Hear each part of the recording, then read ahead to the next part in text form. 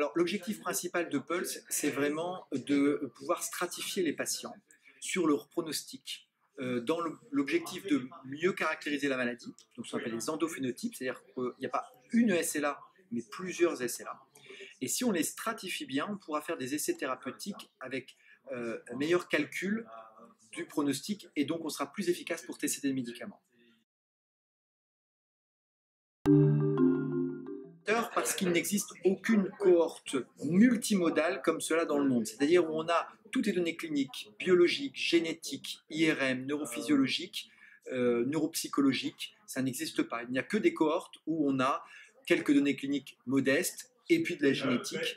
Ou alors, si on a ces multimodaux, ce ne sont que sur des petits échantillons. En fait, comme c'est multimodal, on pense que pour déterminer précisément le pronostic, on a besoin d'une centaine de paramètres et le calcul statistique mathématique nécessite un paramètre pour 10 patients. Et donc, à partir de 1000 patients, on pourrait étudier beaucoup de paramètres. Et c'est vrai que 700, 800 patients seraient déjà extrêmement bien. Aujourd'hui, on a 25% des patients qui ont été recrutés. Donc ce qui est déjà un bel effort, mais nous voulons aller plus vite pour pouvoir avancer plus rapidement vers les résultats et pouvoir disposer aussi d'une grande banque de données pour toute la recherche à la fois française, européenne et internationale. Alors il y a des freins qui sont logiques, c'est-à-dire que lorsqu'on met en place une cohorte multimodale, il faut harmoniser les différents tests. Par exemple, il faut harmoniser l'IRM, et ça prend énormément de temps et c'est très cher. Harmoniser les tests neurophysiologiques, neuropsychologiques, l'enregistrement du sommeil, donc tout ceci demande beaucoup de temps, donc c'est des freins logiques.